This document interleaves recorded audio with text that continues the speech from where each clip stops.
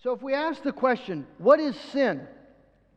Well, if you know your shorter catechism, you know that sin is defined there as any lack of conformity to or transgression of the law of God. Now, that is an accurate description, but it's a very limited description. That description, if we define sin as any lack of conformity to or transgression of the law of God, fails to explain the awfulness of sin, the true offense of sin. It would be like saying that adultery is a transgression of the rules of marriage. And we would all say that that's true, but that doesn't really explain the awfulness of adultery. It doesn't explain the true offense of adultery. Adultery is a hateful, violent assault upon your spouse and upon your family. Sin is a violent, hateful assault on God.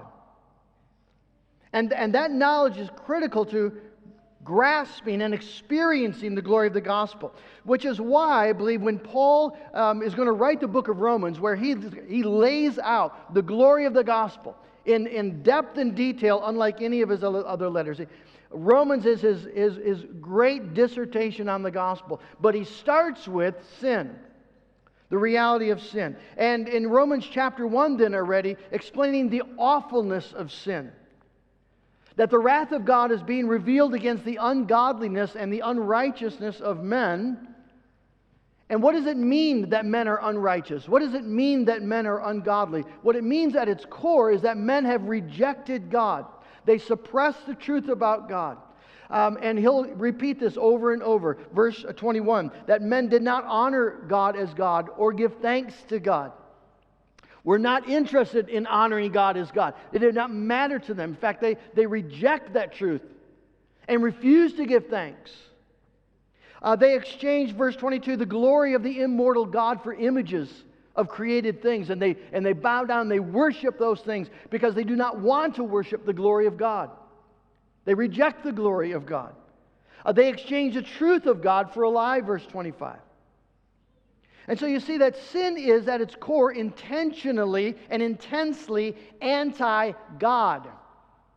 It hates God on purpose. John Piper, in our high school theology class this past week, we listened to Piper talking about this, and he quote. Here's a quote from that. He says, "Sin is any feeling or thought or speech or action that comes from a heart that does not treasure God above all things." So, sin is the glory of God not honored, the holiness of God not reverenced, the power of God not praised, the truth of God not sought, the wisdom of God not esteemed, the beauty of God not treasured, the faithfulness of God not trusted, the promises of God not believed, the commands of God not obeyed, the justice of God not respected, the wrath of God not feared, the grace of God not cherished, the presence of God not prized, the person of God not loved. Those are the roots. Everything else is fruit. Why do we sin? What does it mean to sin? It means that we have moved God to the side, to the periphery. We do not want Him. We do not desire Him. We disapprove of God in our mind, and we plow forward then to go our own way.